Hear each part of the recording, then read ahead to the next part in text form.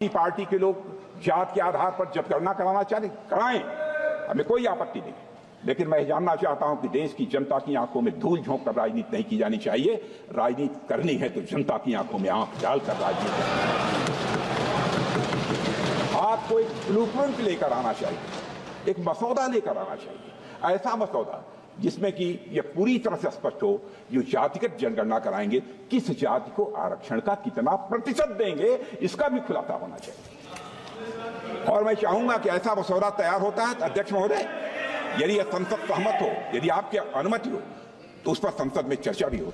संविधान में सामाजिक, आर्थिक और राजनीतिक न्याय का वादा है। ये वादा एक सुरक्षा कवच है जिसको तोड़ने का काम शुरू हो चुका है। लैटरल एंट्री और निजीकरण के जरिए ये सरकार आरक्षण को कमजोर करने का काम कर रही है। अगर लोकसभा में ये नतीजे नहीं आए होते तो ये संविधान बदलने का काम भी शुरू कर लेते। सच्चाई ये है अध्यक्ष महोदय कि आज संविधान बार बार इसलिए कह रहे हैं क्योंकि इस चुनाव में इनको पता चल गया कि इस देश की जनता ही इस संविधान को सुरक्षित रखेगी, कि इस चुनाव में हारते हारते जीतने से इन्हें एहसास हुआ कि ये संविधान बदलने की बात इस देश में नहीं चलेगी। आज जनता की मांग है कि जाति जनगणना हो। सत्ता पक्ष के मेरे साथी ने इसका जिक्र किया। ये जिक्र भी आज इसलिए हो रहा है क्योंकि चुनाव में ये नतीजे आए। ये जाति जनगणना इसलिए जरूरी है ताकि हमें पता चले कि किसकी क्या स्थिति है और नीतियां उस हिसाब से बने।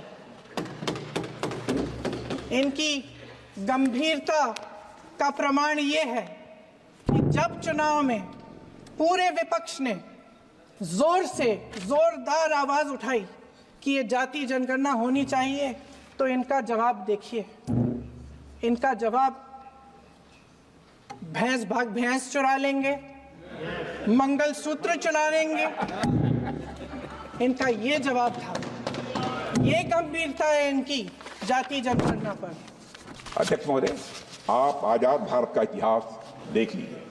कांग्रेस ने सिर्फ संविधान संशोधन ही नहीं किया है, बल्कि मेरा आरोप है दुर्भावना के साथ साथ धीरे धीरे संविधान को बदलने का प्रयास किया।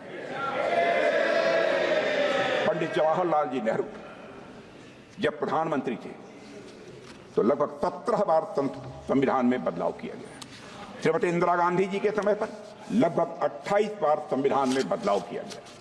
श्री राजीव गांधी के समय पर लगभग 10 बार संविधान में बदलाव किया गया।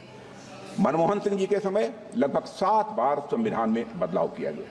कांग्रेस सरकारों द्वारा किए गए अधिकांश संवैधानिक संशोधन या तो विरोधियों और आलोचकों को चुप कराने के लिए किए गए या तो गलत नीतियों को लागू करने के लिए किए गए थे। अध्यक्ष महोदय, आज संसद में बैठे हुए सत्ता पक्ष के मेरे साथी ज्यादा से ज्यादा अतीत की बातें करते हैं।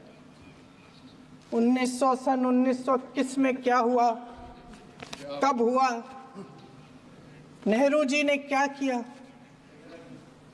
अरे वर्तमान की बात करिए, देश को बताइए आप क्या कर रहे हैं, आपकी जिम्मेदारी क्या है। कि सारी जिम्मेदारी जवाहरलाल नेहरू की है।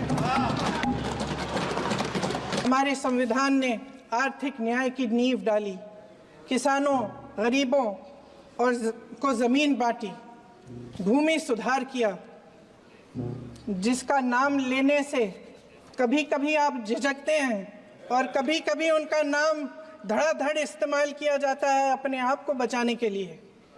उन्होंने HAL, BHEL, SAL, GAIL, ONGC, NTPC, railways, IIT, IIM, oil refinery, तमाम PSU बनाए। अध्यक्ष महोदय, उनका नाम पुस्तकों से मिटाया जा सकता है, उनका नाम भाषणों से मिटाया जा सकता है, लेकिन जो उनकी भूमिका रही इस देश की आज़ादी के लिए और इस देश के निर्माण के